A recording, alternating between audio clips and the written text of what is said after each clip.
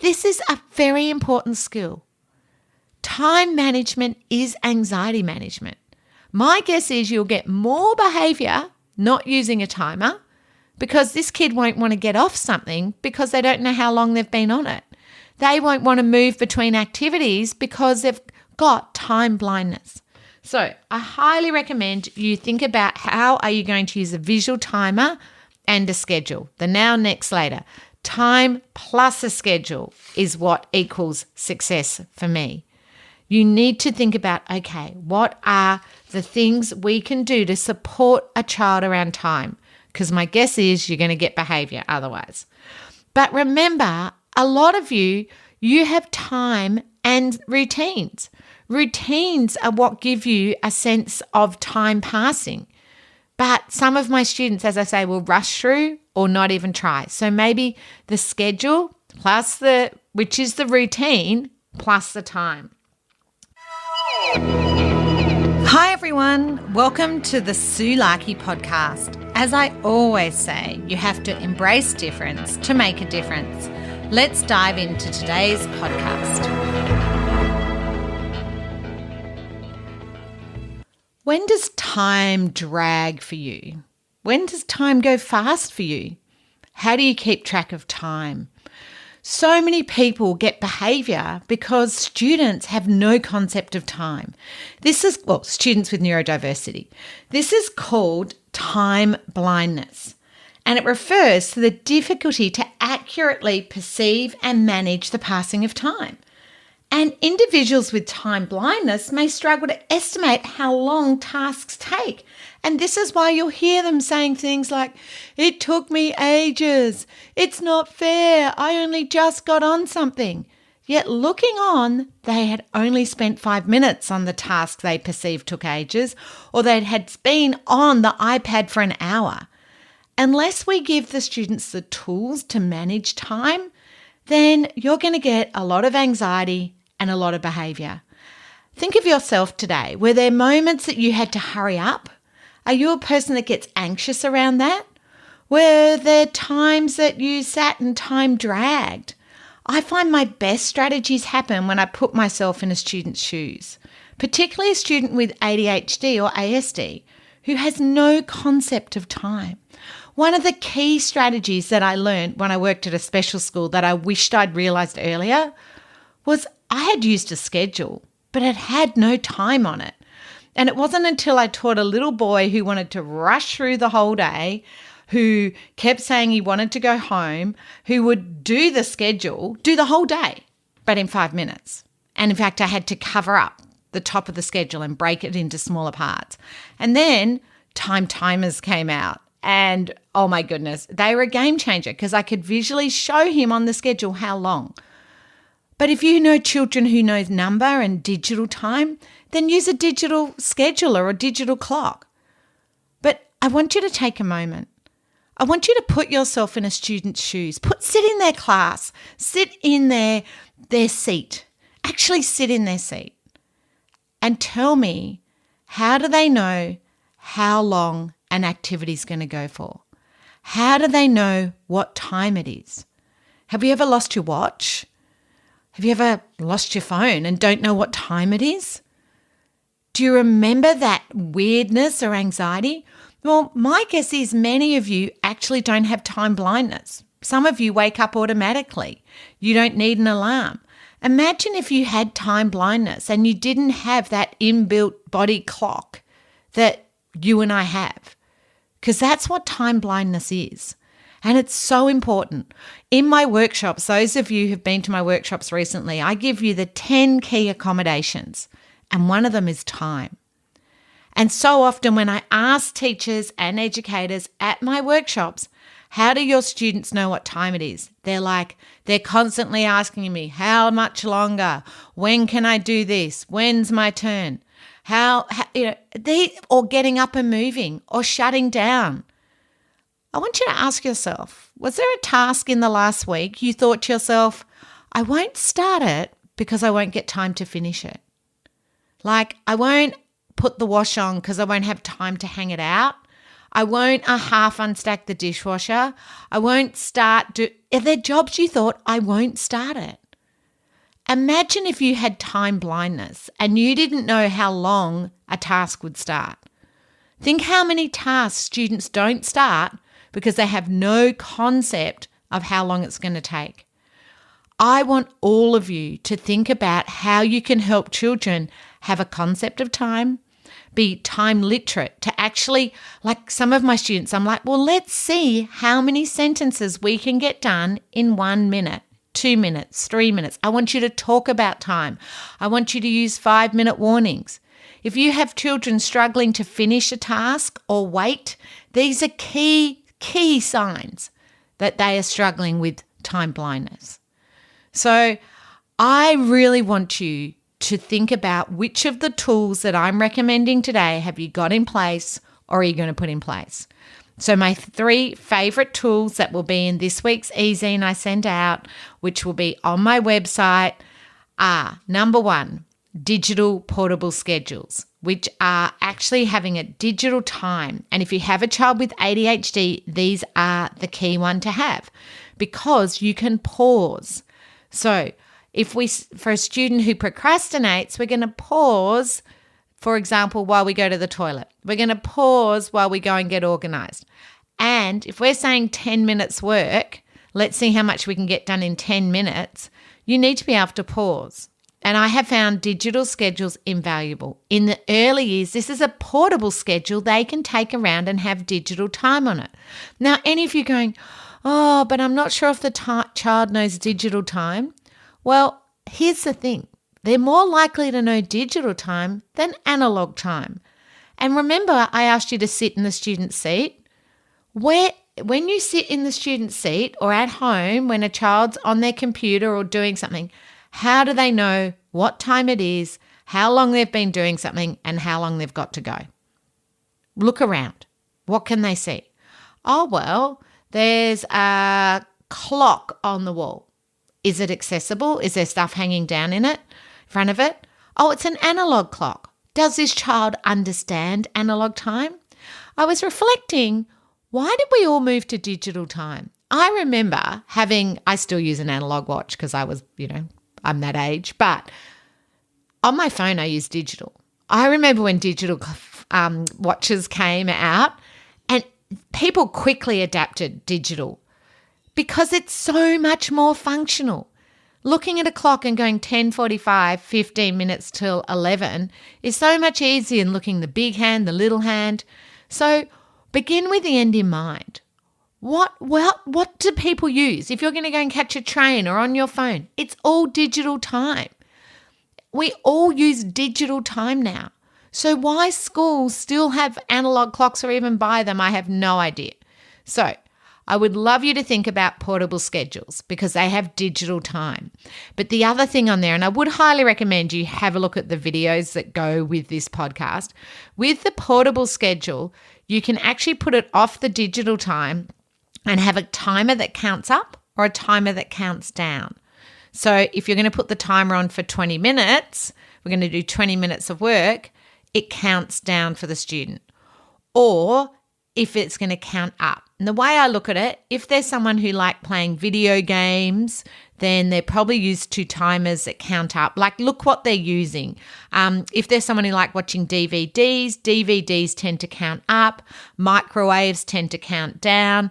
Look at but a game like Fortnite counts down. So look at what they're used to, okay?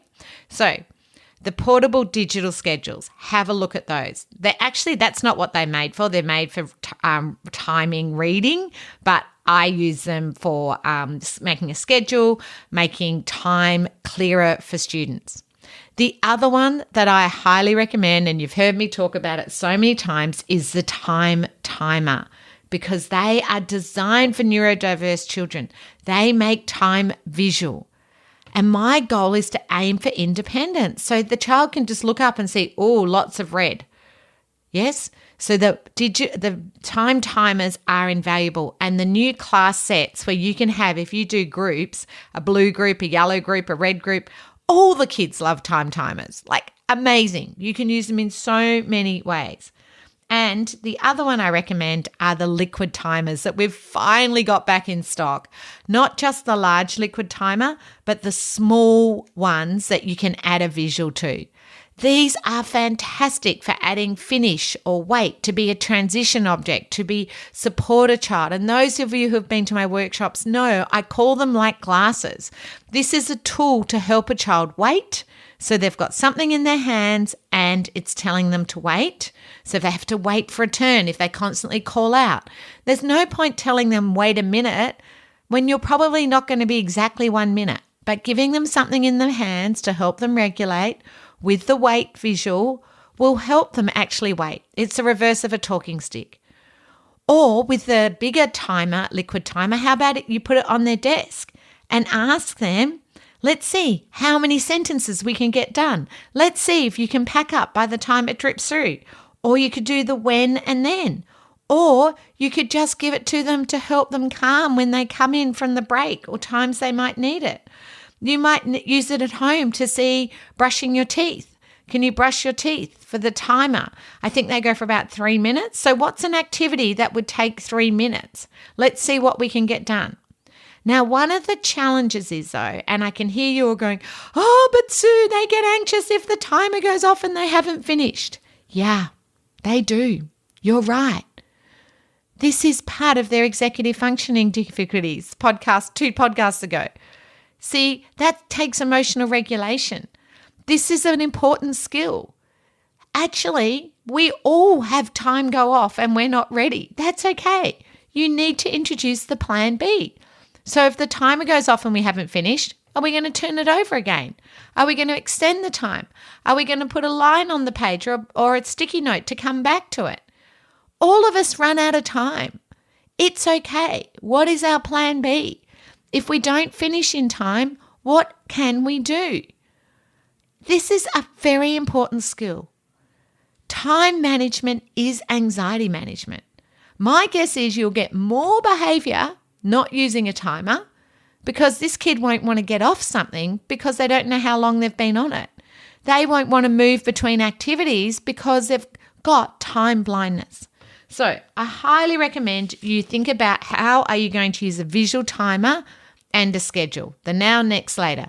Time plus a schedule is what equals success for me. You need to think about, okay, what are the things we can do to support a child around time? Because my guess is you're going to get behaviour otherwise. But remember, a lot of you have time and routines. Routines are what give you a sense of time passing. But some of my students, as I say, will rush through or not even try. So maybe the schedule plus which is the routine, plus the time. You might need to explicitly teach them time management. And this is what I mean by the 5-minute warnings, actually giving them a 5-minute warning, getting them to see how much they can get done in a specific amount of time. Now, some students will rush through things, so you're going to have to balance it. Some students rush through, some don't. So you're going to have to experiment with what time feels like to this student, and try and make time more accessible.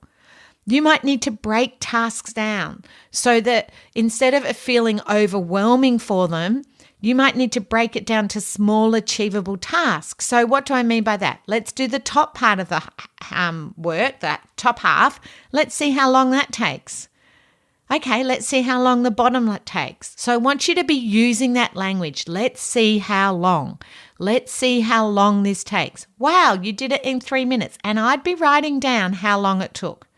This is very important skills when they're moving towards secondary, exams, work in the future. Their boss will want them to be able to work to time, getting ready to go and catch a train. This is why so many of my students are late. I lost track of time. How often do they say that? Oh, I didn't realize the time. So I encourage all of you to think about how can you actually break things down into manageable tasks, but actually talk to them about how long things took. Reminders and alarms are vital. I have told you many times I'm a big fan of the calendar, crossing off each days. For some of my students, this is why they don't go to bed. They have no concept of bedtime. This is why we need routines plus a timer.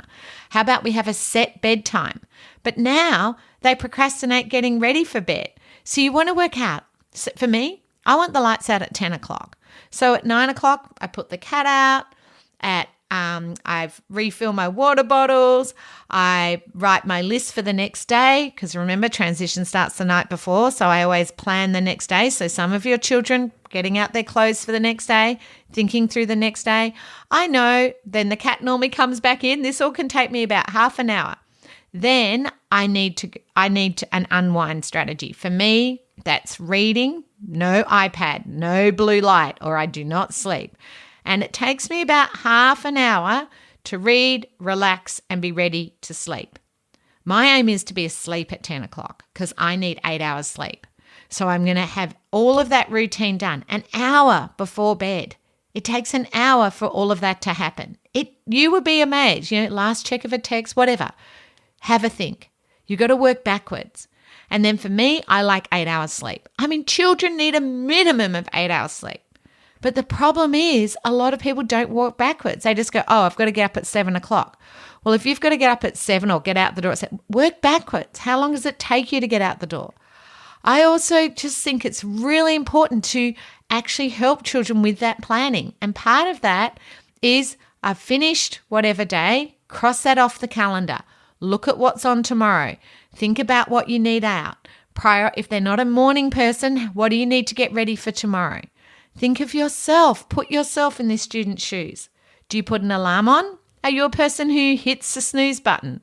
Okay, so what are you going to do? Is this a child who hits the snooze button? Have a think what you need in place. What are the reminders and alarms? I also really can't emphasize enough the importance of visuals. A visual time timer, a liquid timer, a portable schedule, a clock, but not an analog clock. I don't think many of my children use analog clocks today. What are the calendars? What are the countdowns? Is it a 5-minute warning or a 10-minute warning? What are the visual aids that this child needs to help them? All of these things will foster independence and move towards actually them being more independent. The other thing I really recommend you do is positively reinforce them when they are on time. Well done, when they do get organized, when they do get to bed on time, when they do get to class on time. Really acknowledge, well done, good on you. This is so good. Ask them what helped, what made a difference. Ask them what's helping them. Ask them if they prefer 5 or 10-minute warnings. Ask them if they get anxious about time. How does time feel? You would be amazed how many of my students actually just don't even look at the clock. So that's why I need a personal clock on their desk where they can see it, where they can turn it around. So actually getting them to recognize time, schedules, sticking to it, really having those start and finishing, the start and finish, looking what are the barriers, having in place things, particularly those of you who've listened to me or been to my workshops around time around toilet, drink, and food. Many of my students struggle with interoception, which means they don't know they need the toilet until they're busting. They don't know they're hungry till they're starving. So I would have that as part of your routine. It's toilet timing, not toilet training when I'm getting children out of nappies. We need to have these routines in place. And part of that routine is half an hour work, go for a walk, go to the toilet. Half an hour work, go and get a drink. Half an hour work, have something to eat. I want you to notice how long you focus for. I'm a bit of a 50-minute focus. Like today, I'm like, okay, I do the planning for the podcast. I get everything ready, 50 minutes to do this, and then I'll have a little break. I get up and move, and then I'll do another task. So how long can this student focus for? Some of them, it might be 5 minutes. You're like, 50? I know, but I'm talking about me as an adult. We must remember, though, we need to make time intentional and visual, because for many of our children, it is just like colorblindness. It is part of their neurodiversity. So if you want them to feel more in control, to understand what's going on, to reduce behaviour, you need to look at introducing some form of timers. Teachers, this needs to be on your IEP. It needs to be your key accommodation and adjustment. You need to start actually making sure time is accessible, it's visible, and they understand it. Because if a child was colourblind, we would put in place supports. And we need to make time much more accessible. So if you have children who are chronically late, difficulty pacing their work, or rush through work carelessly, difficulty waiting, procrastinate, put things off to the last minute, difficulty estimating how much time they need, particularly in secondary where they leave things to the last minute and there's no way they could have achieved it in that time. If they lose track of time, they get so caught up in things, they lose track of times. If they have difficulty completing long-term projects and difficulty with transition, then I would put you, all of these are signs this child has no concept of time, that they have time blindness. And we need to think about what are the visuals, schedules, accommodations that we can put in place to help them not have all of these issues which are part of their condition. What are the accommodations we can put in place? So again, I would love you to think about using liquid timers, time timers, or portable schedules. So when you have these in place, what you'll actually find is the students will start actually being able to explain to you, I need more time, or that went quicker than I thought.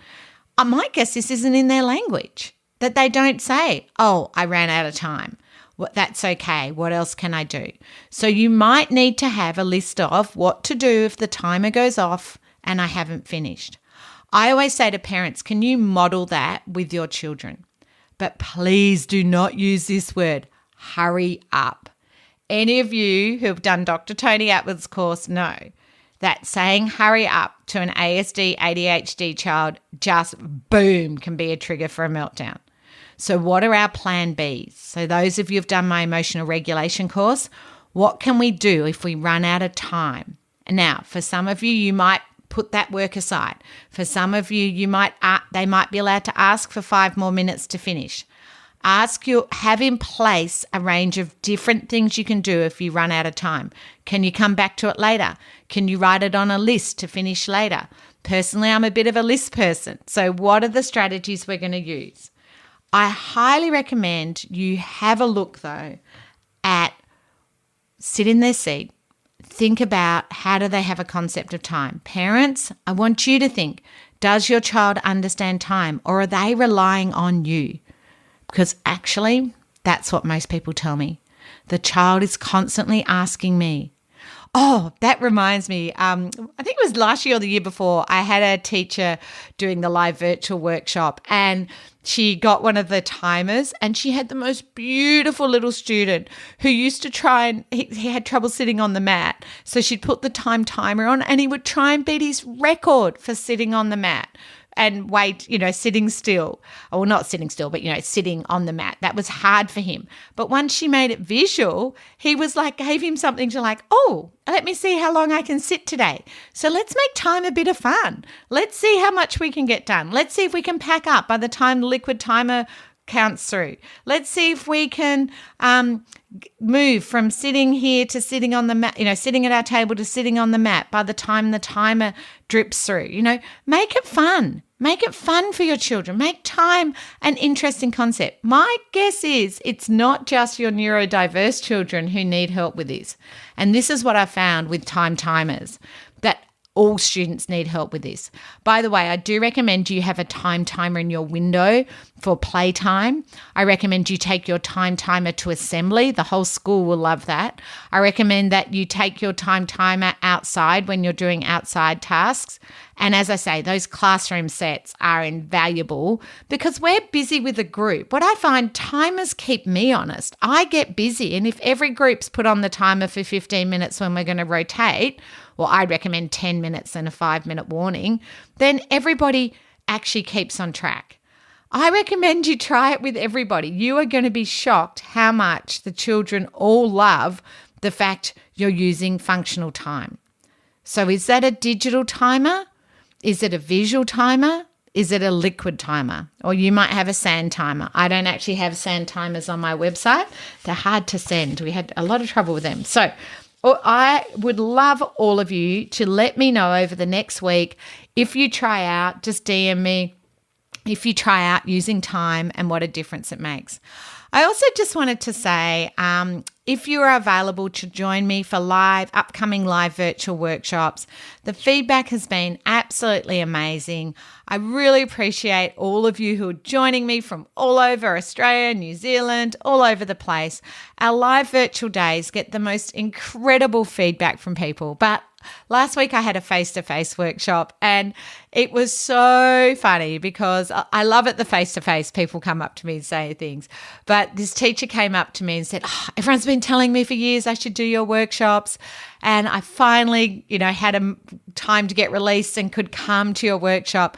And he said, I did not believe people it could be so good. He said, I learnt more today, and I get a bit teary, than my master's in special education. So if you enjoy my podcast, please join me. It's step by step. It's a deep dive. You are going to walk away with so many strategies.